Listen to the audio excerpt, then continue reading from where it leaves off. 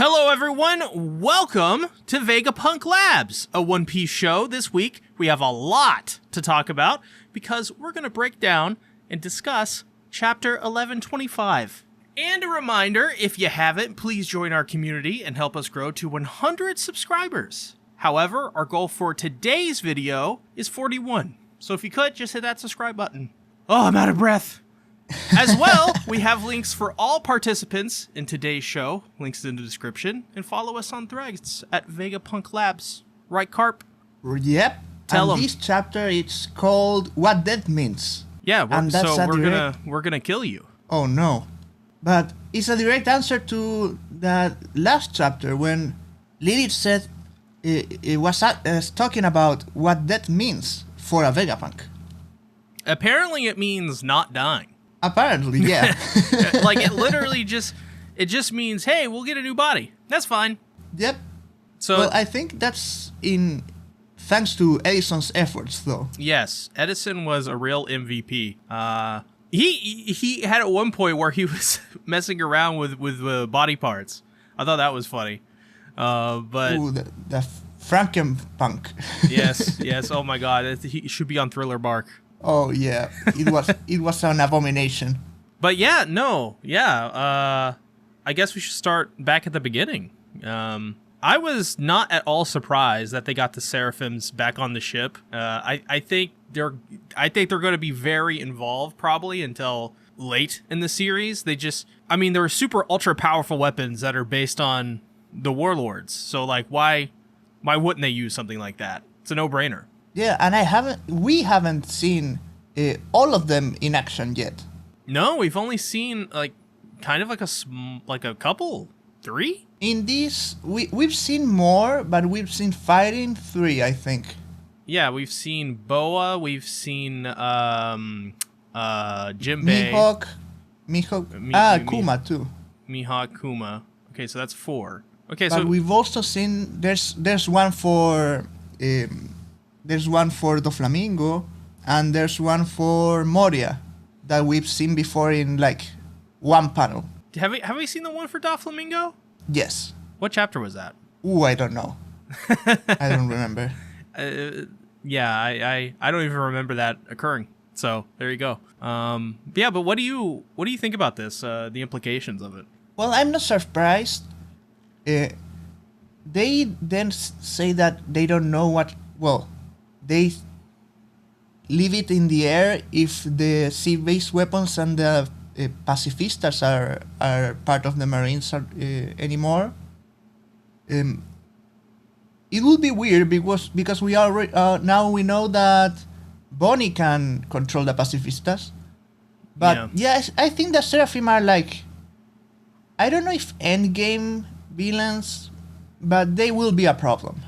Yeah, I think they're going to be something that, not like end game, but they're going to be like an obstacle to get into that. Like they're going to be one of probably the earlier obstacles that they're going to have to go through. That's kind of like what I think, because it makes sense. Like think about it, and like how many other shonen and manga have you seen where there has been a couple times, showing up like you got to fight yourself. And I was just thinking of Mihawk fighting his clone. Yeah, that, I mean, it would be insane to even see that, but it's think of like I don't know, did they do that in like Dragon Ball Z or something like that?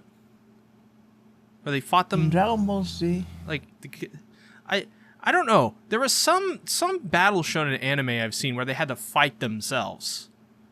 And that was like a really big deal because it's like you have to like face your own weaknesses, so to speak. So it's like it's really good building on like the thematics of a character and the ideals they hold and all that stuff. Fate, Stay Night Unlimited Blade Works, they do that with Shiro and Archer, so... I was thinking of Zelda. They do that in Zelda. Oh, they do. That's pretty cool. Still haven't beaten Breath of the Wild, so... Yeah. But great game. You should. Yes. If this video gets 10 likes, I'll play through Breath of the Wild on stream. There you go. Ooh. 10 likes. Interesting. Yep. Anyways, yeah. I think that's kind of going to be the extent for the Seraphim, because I don't think they're super duper important or anything. Right now, no. Compared with the rest of the stuff that happens in this chapter, they are irrelevant almost. Yeah. They kind of are. They're literally just like mentioned at the very beginning, like in a couple of word bubbles, and that's literally it, pretty much. And then is where's Stussy? Yeah, where's Stussy? Well, she's dead. Apparently. I don't believe that. No, I don't believe it either. This is Oda. He killed all... He basically made it seem like he killed all the Vegapunks, and he knew that basically they'd never die anyways, and he still didn't kill Lilith and York. So... Stussy is... And did you see Stussy's introduction? Come on. She's not dead. Well... Yeah, and... The Horny's way too powerful with Oda to kill off Stussy. That's also true. I mean, look at the two of the three Vegapunks that survived. Yeah. No. But I find it interesting that Lucci is saying that he killed her. Because that means, one, Lucci is dying, or second, Kaku lied to Lucci. Go into that. So basically, Lucci attacked Stussy at some point. And then he never saw her again, and she stayed with Kaku. So Kaku could have told Lucci, well, you killed her. Yeah. But I think it will be more interesting if Lucci actually is lying. Because this is a parallel to Water 7. They have a traitor in their midst. That is also true. So they were the traitors before. Well, now they were betrayed. Well, what is the advantage of this happening? Like, what does Rob Lucci, get? I think it's character development. He's losing faith in the government. So that's where you think it's going. Or he's just starting to value companions and friends. We saw earlier in Egghead, he tried to save Kaku from the elders. He didn't do it like... He didn't try himself. He just told an elder, try to not kill Kaku. Yeah. But he values his associates, at least. I think maybe it's a little bit of column A and column B. I think you're right about that, because I mean it thinking about it, it makes sense, because like the way that I see characters like Luffy as an example is, I've made in the past comparisons to Luffy to Toru Honda from Fruits Basket. I don't know if you've seen that series. Have you seen it? I haven't. Well, basically, TLDR, it's a very, very, like in my top 3 anime ever. I love it, the remake. It's about a girl who moves into a house that's full of guys that when you hug them, they turn into animals. And it turns out it's not just those two, it's like a whole clan of them that are cursed.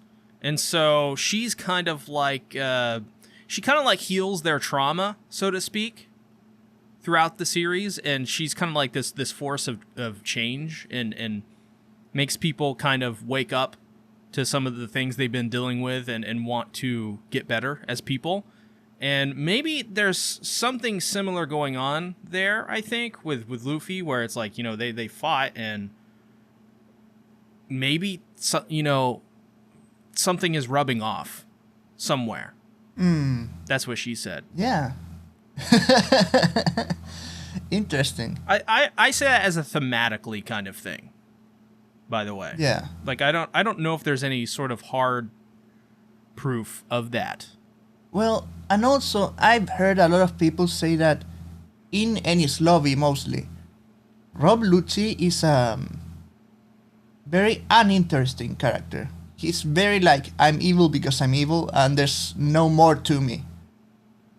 And this could give him a lot of content that he needs. Yeah, that's also a good point. I think Lucci's design is so good.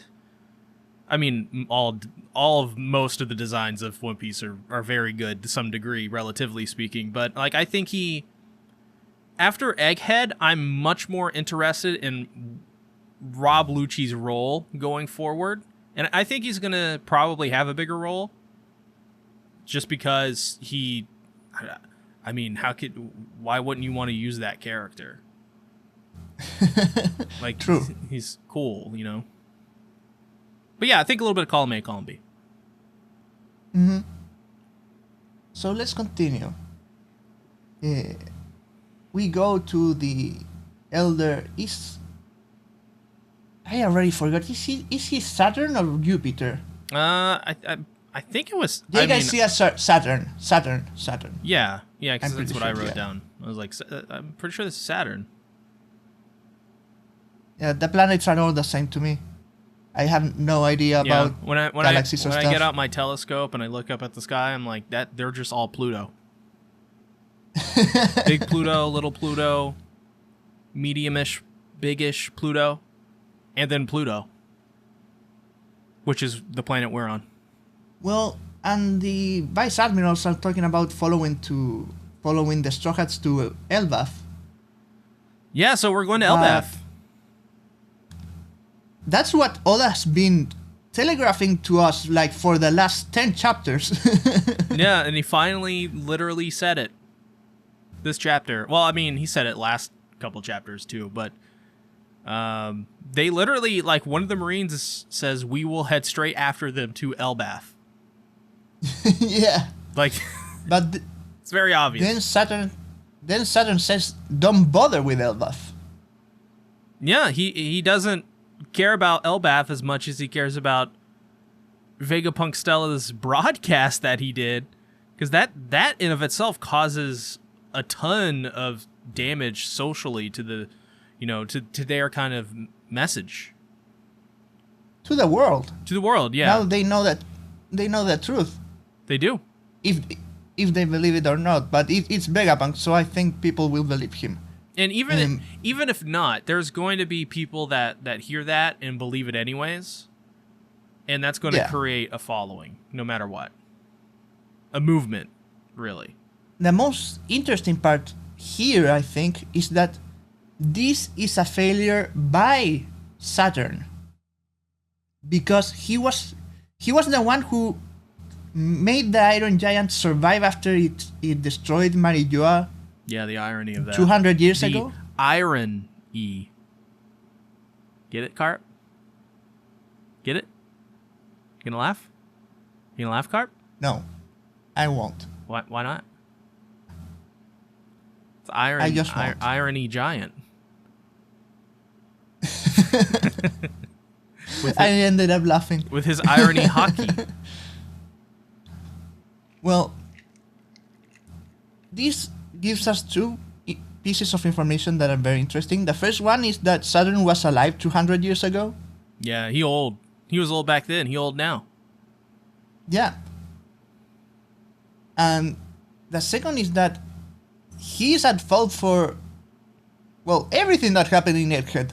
From Bonnie and Kuma to now the Iron Giant. Yeah, he failed pretty much the entire mission because of partly because of, like, I think maybe like with the Iron Giant, he thought that he could keep that around to use to his advantage. Yeah. And this is something I heard somewhere else, but it's also very interesting. The failure of Saturn is because of his greed, just like Vegapunk's. Oh, that's interesting. Yeah.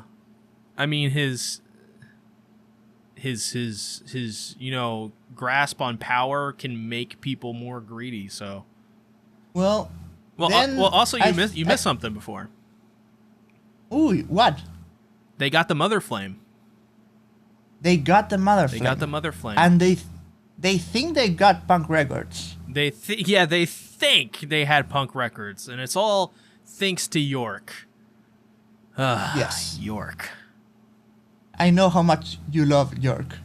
I know how much Adoraburb loves York. Cannot convince me otherwise. Then I think this guy is named Vice Admiral Doberman. Yeah, Doberman. He gets shot because he tries to question. Or shot or something. We don't actually see what he does to him, but he gets hurt. Yeah, and they're like, I won't say killed. I won't say killed because this is One Piece, but he gets very hurt. He gets very almost dead. Yeah. On the cusp of death. Might as well be dead. Yeah, I think that's interesting.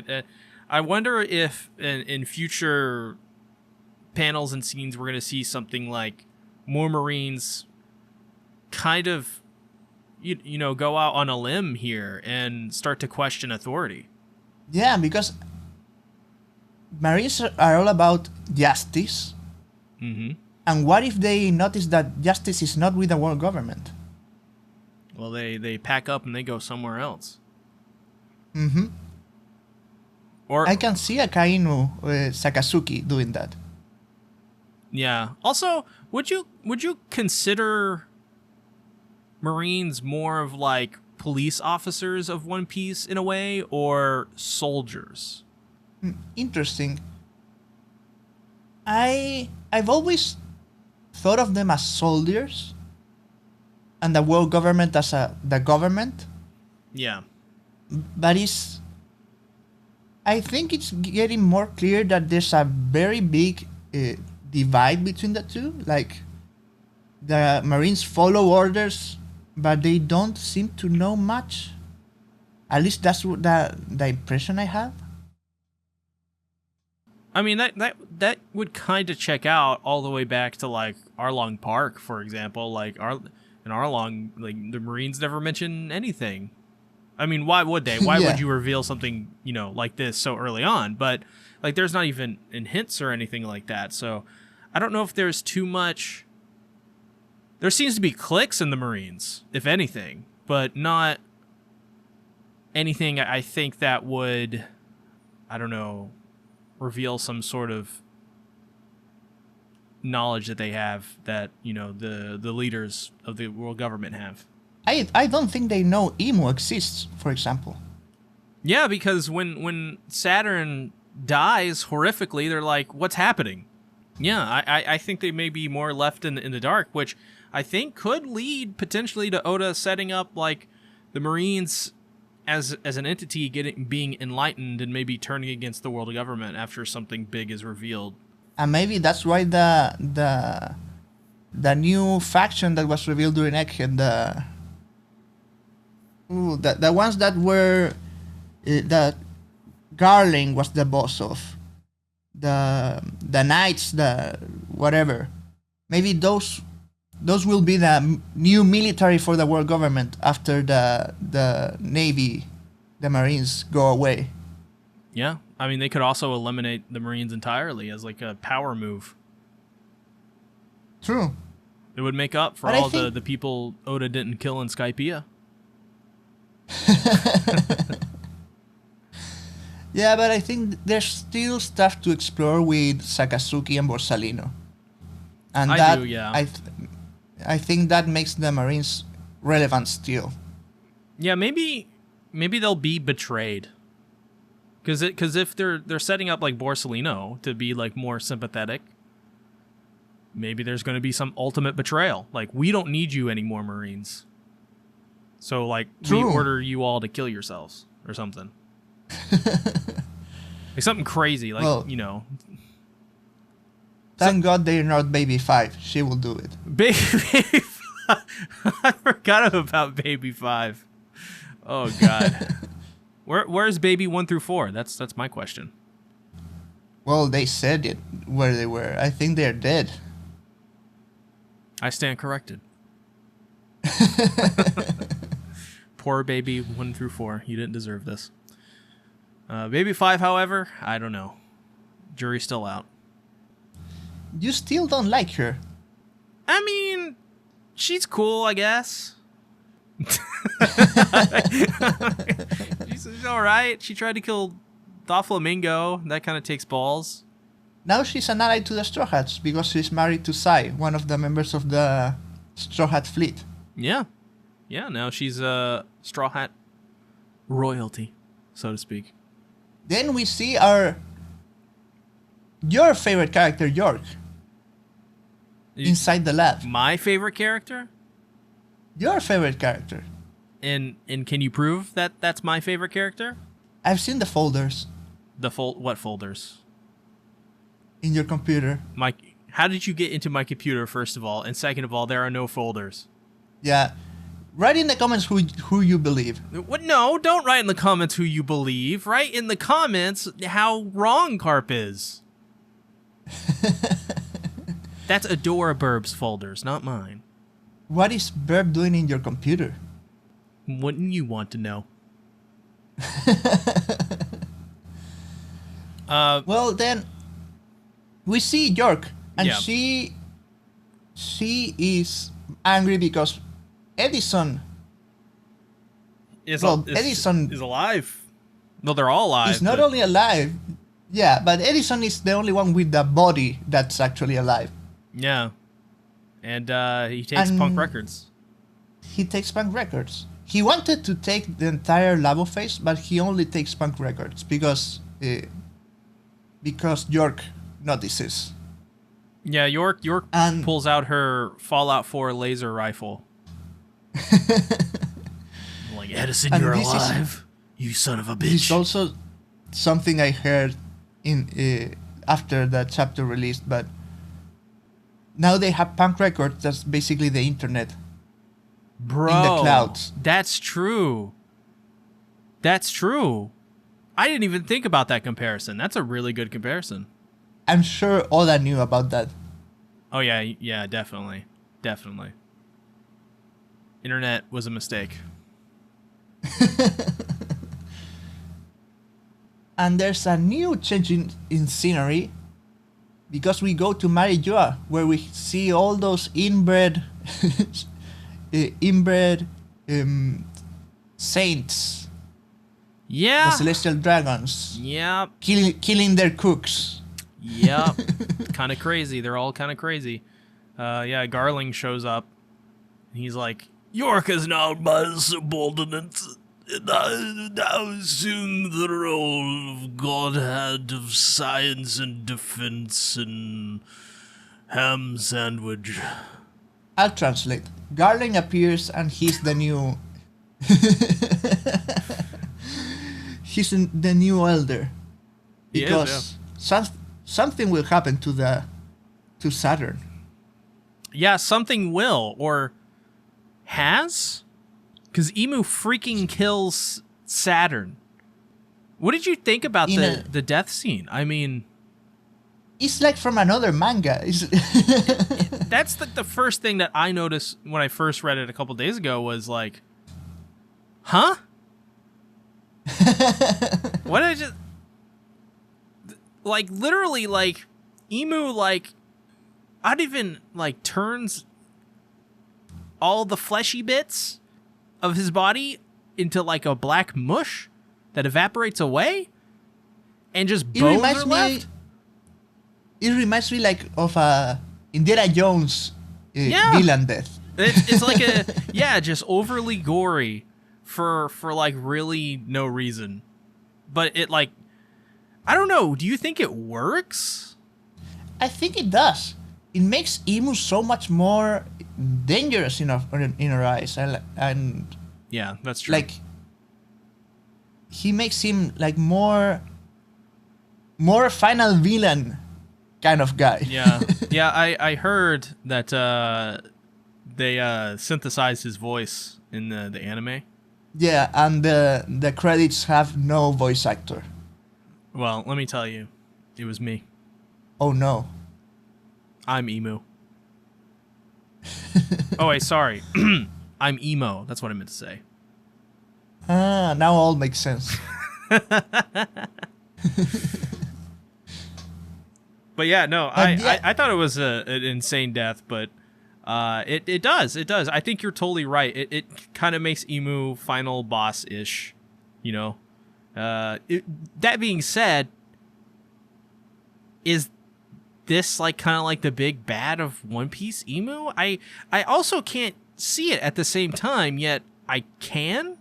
I mean, I've always thought of Blackbeard as the final big bad. Same. But it also could be Emu, or it also could be Shanks.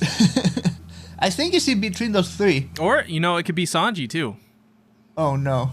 And Pudding's gonna have to come in. Have to bring in the big guns. Pudding. What do you think, Karp? Well, What do you think about my theory?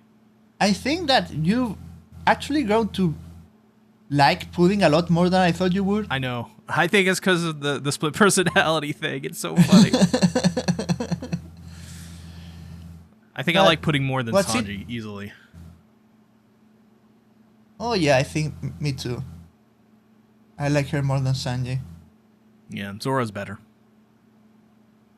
Always better. Always. He's cooler. Yeah, very cooler and better fight scenes.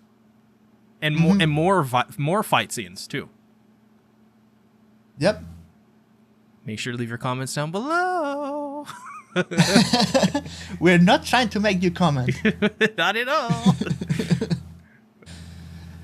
Well, what I found interesting about that death scene too was he screams Emu in front of a lot of people. He does, yeah. What do you think the Marines were thinking, and then the vice admirals were thinking when they heard him scream Emu? I think they were thinking, emo? Emo?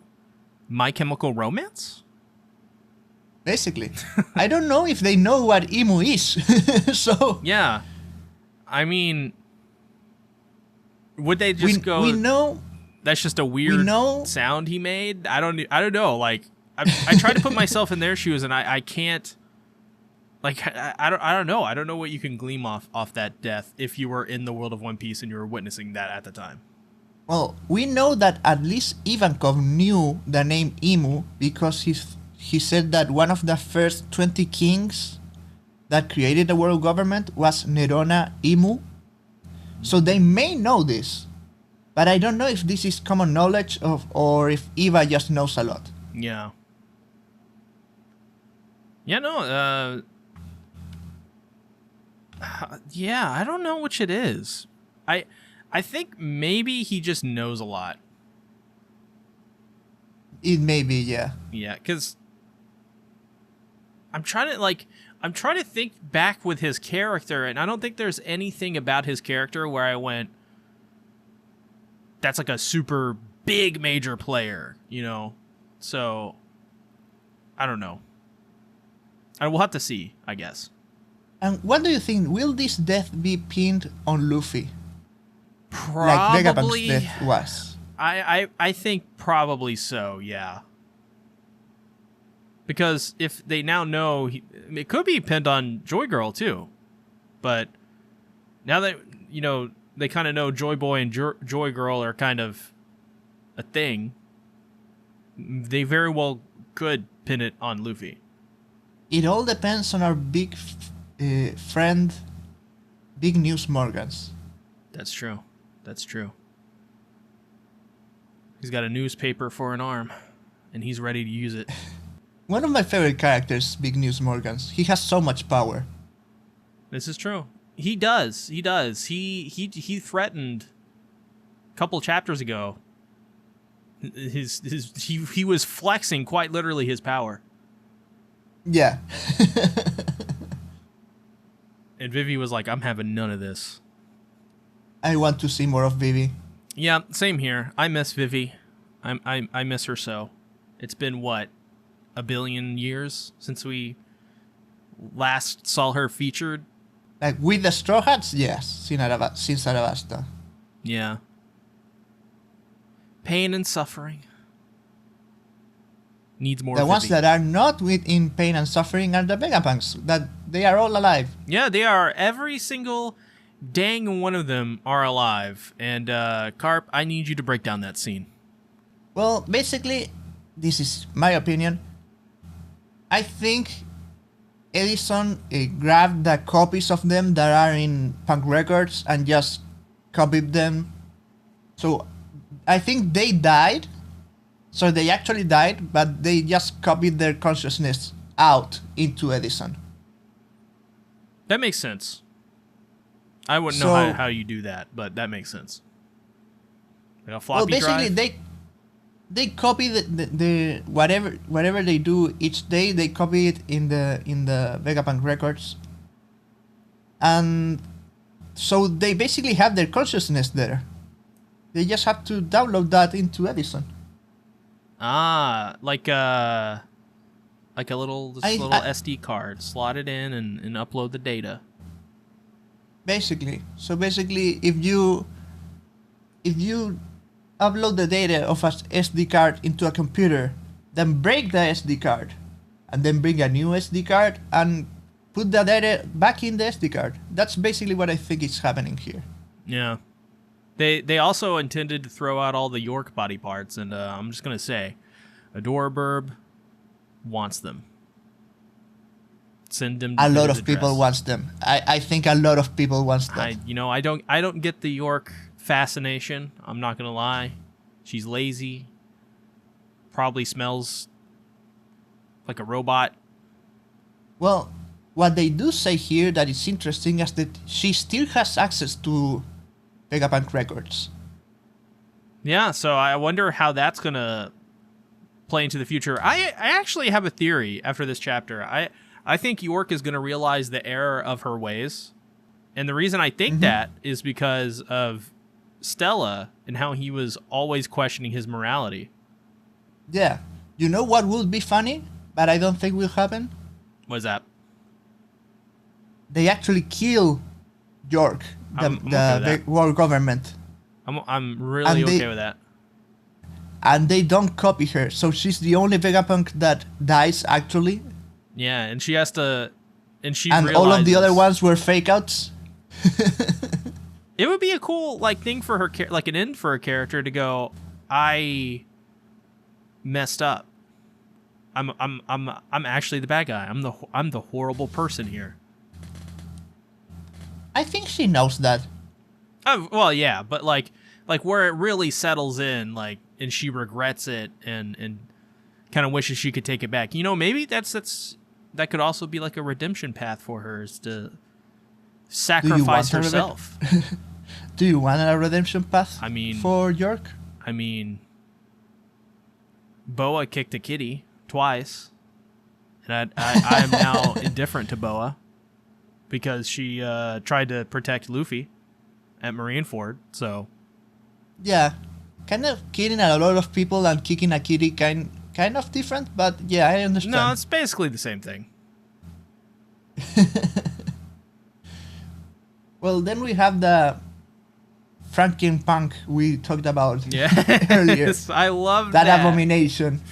I love that so much. Maybe that's like an allusion to like a future scene where they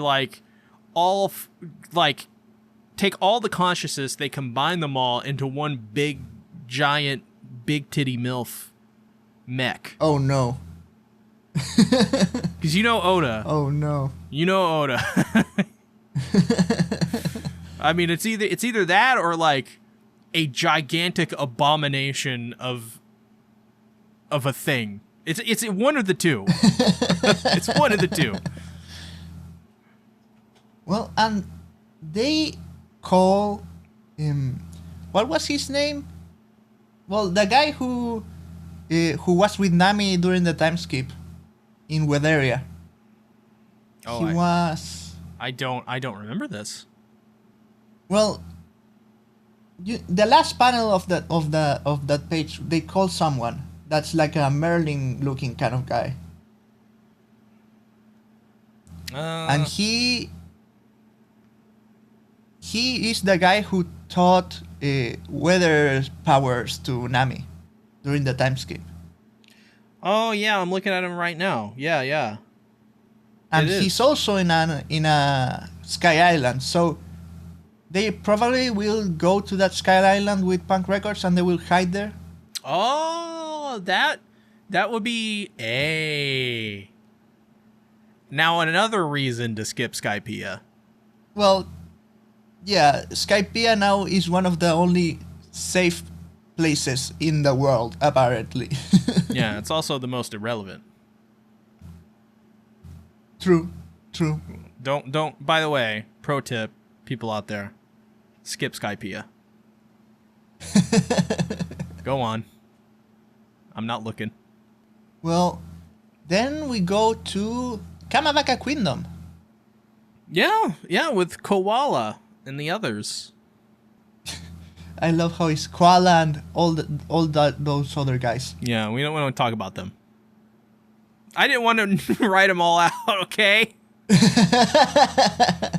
I mean, it's basically just kind of like, to me, when I read this, I was like, it's just kind of like a recap of what we need to know, like an actual, like, saying it out loud consecutively to the audience and the readers. Like, there was a war during the Void Century. They used ancient weapons, sunk the planet 200 meters of water, and whoever gets the One Piece will have that same power to do whatever they want. Yes, Belovetti says, we can't sit around waiting for that to happen. So maybe the Revolutionary Army will be in the race for the One Piece. Oh, I think absolutely too. I think that's exactly what with Dragon at the end too. I think that's what that. I think it's not just a couple factions that'll be in this. I think it's literally everyone in One Piece ever is going to converge on. Hopefully, with the Straw Hats, and not the evil old people. Yeah, and something that I hadn't thought about that Dragon mentions now is that, well, people are not smart and they will probably start fighting each other for to survive instead of working together to find a solution. Yeah, it happens. We kill them. Mm-hmm. Just chop them up. Hacking, whacking, and maybe slapping. this will be the end of the meme of Dragon that has been doing nothing since lockdown. Yeah, he's just sitting down. Doing he's paperwork. Never done anything since lockdown. I never even thought about that. That is wild. Yeah, he was probably just in some cubicle just filing papers. Just making calls. More than 1,000 chapters of a character doing nothing. Just looking menacingly into the horizon. That's been his role. Kinda, yeah. Just to show up and look cool for a panel every now and again. Yep. He's kind of like, honestly, a more, and I don't mean this in like a deriding or divisive way, but like a more useless Shanks. Kinda, yeah. Shanks without all the cool stuff. Well, even Shanks, he did a lot of stuff, really. Yeah, Shanks did a lot, yeah. Yeah, he's very unique, really. I don't think I've ever seen a character in a manga that stays that many chapters like a looming figure without doing anything. Yeah. Yeah, I don't... trying to think who else would even be close to that. The closest thing I can think of is the build up to Arlong and East Blue. That was kind of like the whole arc or the whole saga. But they don't mention Arlong. Yeah. Here they mention Dragon very early. I can't even think of another character that's even similar to that kind of like long-term build up. I think the voice actor is like in his 80s or 90s.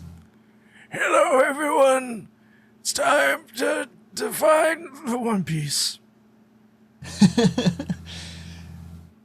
But yeah, we'll probably see Dragon do something when the live action releases. Oh god, I can't wait. It's gonna be so and cool. He'll probably do something in the live action before he does something in the in the manga. You know what? I could see it happening. I could with the Garp change in season 1. Yeah, they may do something like that with Dragon.